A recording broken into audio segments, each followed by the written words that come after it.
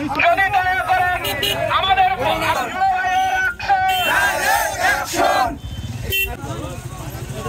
বাংলাদেশ জাতীয়তাবাদী দল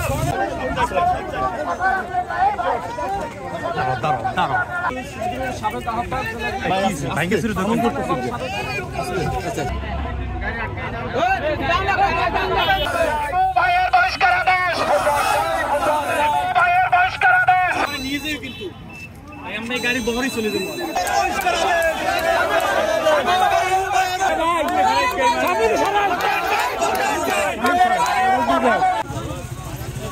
বাংলাদেশ জাতীয়তাবাদী দল রাজপথের লড়াকু শহীদ জনাব রিমুল ইসলাম রিমু ভাইয়ের বহিষ্কার আদেশ প্রত্যাহারের দাবিতে আজকে এই ছোটবগিয়া ইউনিয়নের এক দরিদ্র পরিবারের জনাব তারেক রহমানের চোখে এটা পড়েছে।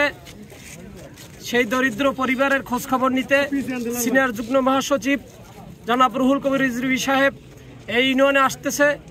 তাই আমরা আগামী যুবদলের কান্ডারি রিমুল ইসলাম রিমু ভাইয়ের বহিষ্কার আদেশ প্রত্যাহার চাই এবং বিগত ফ্যাসিস্ট সরকারের 5 তারিখের পর এই আওয়ামী সরকার পতন হয়েছে।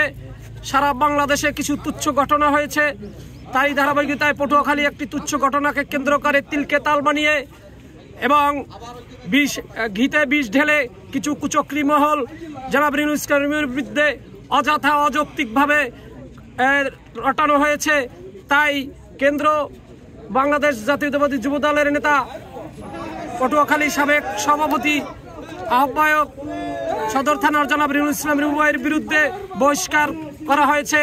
আমরা এখানে দাঁড়িয়েছি তার বহিষ্কার আদেশ প্রত্যাহারের দাবিতে এবং সেই নেতার কাছে আমরা আহ্বান জানাবো, জনাব রুহুল কবির রিজভী সাহেব আপনার কাছে আকুল আবেদন, আমাদের এই জননন্দিত নেতা জনাব রিমুল ইসলাম রিমু ভাই, আকরাম ভাই, সাইফুল ভাইয়ের বিরুদ্ধে যে ষড়যন্ত্রমূলক বহিষ্কার আদেশ করা হয়েছে তা অনতিবিলম্বের জন্য প্রত্যাহার করা হয়। দুর্দিনে সে যুবদলের মিছিলের জন্য যদি রিমুল ইসলাম রিমু লোকজন না নিয়ে আসতো কখনোই যুবদলের মিছিল হতো না। তার দিকে আমরা সবাই তাকিয়ে থাকতাম যে কখন রিমু আসবে, আমরা কখন মিছিল করব।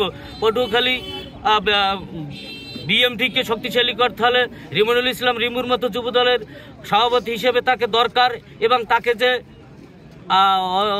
যে একটি কুচক্রী মহল বহিষ্কার করেছে বিভিন্ন ষড়যন্ত্রের মাধ্যমে তার আমরা প্রত্যাহার চাই এবং পটুয়াখালী জেলা বিএনপিকে শক্তিশালী করতে হলে যে রিমুল ইসলাম রিমুর মতো যুবদলের সভাপতি দরকার এবং তার মাধ্যমেই পটুয়াখালী জেলায় সুসংগঠিত যুবদল থাকবে। এই পটুয়াখালী সদর থানা যুবদল এবং পটুয়াখালী সদর থানা যুবদলের 14টা ইউনিয়নের লোকজন সব রিমু ভাইয়ের নেতৃত্বে আমরা তার পাশে সবসময় দুর্দিনে সে আমাদের পাশে ছিল, আমরা তার সাথে আছি। আমরা তার এই ধরনের নেতাই আমরা চাই। আমাকে এই নেতার বহিষ্কার আদেশ প্রত্যাহার করতে হবে, এটা আমাদের দাবি।